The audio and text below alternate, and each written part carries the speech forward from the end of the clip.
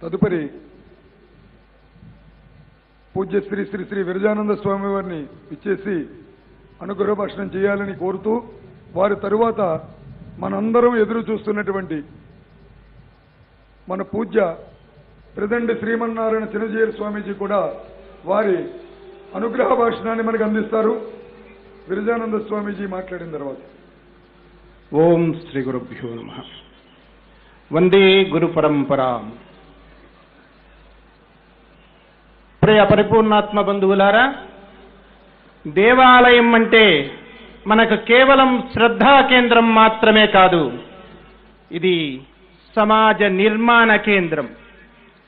అనాదిగా ఆగమార్థంతు దేవానాం అంటూ ఆకలితో ఉన్న వారిని పిలిచి అన్నం పెట్టినటువంటి అన్న క్షేత్రాలు దేవాలయాలు. దారిన పోతూ నీడ కోసం చూసినటువంటి వారికి సేద తీర్చి సకలము సమకూర్చినటువంటి ధర్మశాలలు మన ఆలయాలు. అనారోగ్యంతో వచ్చినటువంటి వారికి కల్వం పెట్టి వైద్యం చేసినటువంటి ఆరోగ్య కేంద్రాలు మన ఆలయాలు. మానసిక వైకల్యంతో వచ్చినటువంటి వారికి జపధ్యానాల ద్వారా, ఆసన ప్రాణాయామాదుల ద్వారా, సత్సంగాల ద్వారా సరైనటువంటి మానసిక స్థితికి తీసుకువచ్చినటువంటి మనోవైజ్ఞానిక కేంద్రాలు మన దేవాలయాలు. దేవుడు అందరికీ సమానుడే, అందరిలోనూ పరమాత్ముడు ఉన్నాడు అనేటువంటి సత్యాన్ని ప్రపంచానికి బోధించడమే కాకుండా పరమాత్మ సేవలో అందరూ భాగస్వాములే అని అన్ని కులాలని కూడా దేవాలయం దేవుని సేవలో భాగస్వామిని చేసినటువంటి సామాజిక సమరసత కేంద్రాలు మన ఆలయాలు.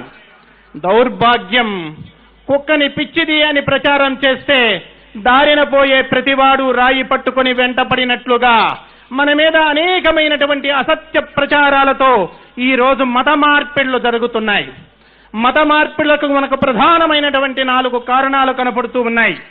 దారిద్ర్యము, అనారోగ్యము, అజ్ఞానము, అసమానతలు. అసమానతలు అని చెప్పి ఎవరైనా చెబితే వాళ్ళని నమ్మిస్తున్నటువంటి వారికి శబరిని వెతుకుతూ శబరి ఆతిథ్యాన్ని స్వీకరించినటువంటి మన రామచంద్రుణ్ణి గుర్తు చేయవలసినటువంటి అవసరం ఉంది. అలాగనే విదురుని ఇంటికి విందుకు వెళ్ళినటువంటి కృష్ణ పరమాత్మను స్మరింప చేయవలసినటువంటి అవసరం ఉంది. మాదిగ కక్కయ్యను, దూదేకుల సిద్ధయ్యను, గరిమెరెడ్డి అచ్చమ్మను, బ్రాహ్మణుడైన అన్నాజయ్యను, క్షత్రియుడైనటువంటి ఆనంద భైరవ యోగిని అందరినీ కూడా ఒకే పంక్తిలో కూర్చుండబెట్టి ఆత్మజ్ఞానము బోధించి ఆధ్యాత్మికతతో పాటు అన్నప్రసాదాన్ని అందించినటువంటి వీరబ్రహ్మేంద్ర స్వామి లాంటి అవతారమూర్తుల గురించి గుర్తు చేయవలసినటువంటి అవసరం ఉంది.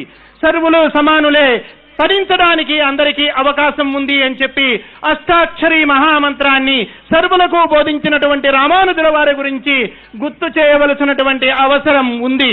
ఈరోజు అనేకమైనటువంటి ప్రలోభాలతో హిందూ సమాజం మత మార్పులకు గురి అవుతూ ఉంది. ఎక్కడైతే ఉపేక్షిత బస్తీలు ఉన్నాయో సమరసత ద్వారా అనేకమైనటువంటి దేవాలయాల నిర్మాణం జరిగింది. ఆ కేంద్రాలలో బాల వికాస తరగతులు జరుగుతూ ఉన్నాయి. అలాగనే ఆ ప్రాంతాలలో ఉన్నటువంటి వారికి వేదము నేర్పించి అక్కడ పూజారి వ్యవస్థను సిద్ధం చేస్తున్నటువంటి చరిత్ర మన సమరసతకు ఉంది. విశ్వ హిందూ పరిషత్తు, సమరసత, సంఘ అనుబంధ సంస్థలన్నీ కూడా ఈ మత మార్పిడులకు విషయంలో అడ్డుకట్ట వేయడానికి అనేకమైనటువంటి ఆలోచనలు చేస్తున్నాయి. అనాదిగా దేవాలయ కేంద్రం ఏ కర్తవ్యాన్ని అయితే పోషించిందో, ఏ విధి విధానాలతో నడిచిందో ఈ పాలకులంతా కూడా ఆలోచన చేసి మన దేవాలయాలకు మనకి అందిస్తే, మనకు తిరిగి ఇవ్వగలిగితే పూర్వ వైభవాన్ని దేవాలయాలకు సంతరింప చేయగలుగుతాం. దేవాలయ కేంద్రం నుండి విద్యను అందించగలుగుతాం. విద్య కొరకు రండి, సేవ కొరకే పొమ్ము అనేటువంటి భారతీయ సంస్కారాన్ని తర్వాత తరాలకి అందిస్తాం.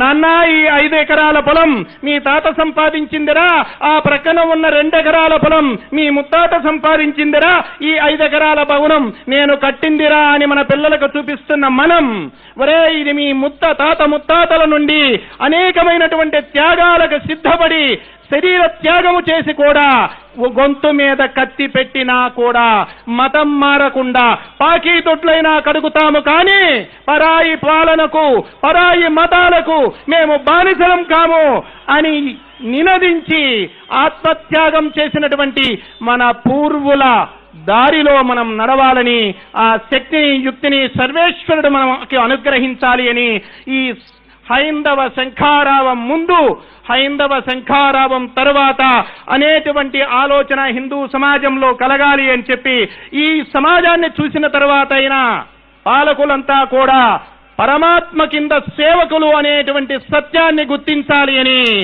అలాగనే కృష్ణదేవరాయలు 20 సంవత్సరాలు మాత్రమే పరిపాలన చేశాడు. కృష్ణదేవరాయల పర్వాలన్నీ స్వర్ణయుగంగా ప్రపంచ చరిత్రకారులంతా కూడా కీర్తించారు.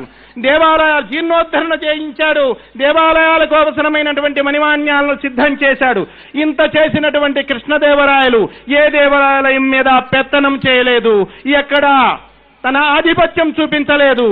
తేరు నడిచే దారిలో, వసంత పంచమిలో, వసంత నవరాత్రులలో పొరక పట్టుకొని ఆ దేవుని రథం ముందు ఊర్చినటువంటి కృష్ణదేవరాయలు మన పాలకులందరికీ ఆదర్శం కావాలని, మన పాలకులకు, ప్రజలకు అందరికీ సద్బుద్ధి కలగాలని, మనమంతా కూడా భరతమాత సేవలో ముందుకు సాగాలి అని, భారతదేశం, భారతీయ సనాతన ధర్మం ఒక్కటి నిలబడి ఉంటే ప్రపంచమంతా సుఖశాంతులతో నిలబడుతుంది అనేటువంటి సత్యం ప్రపంచమంతా గుర్తించింది. భారతదేశంలో ఉన్నటువంటి వ్యక్తులు గుర్తించవలసినటువంటి అవసరం ఉంది. ఈ శక్తి మనకు రావాలి, ఈ చైతన్యం మనకు రావాలి అని కోరుకుంటూ, జై శ్రీరామ్, జై శ్రీరామ్, జై శ్రీరామ్. భారత్ మాతాకు, भारत माता की, भारत माता की। ओम।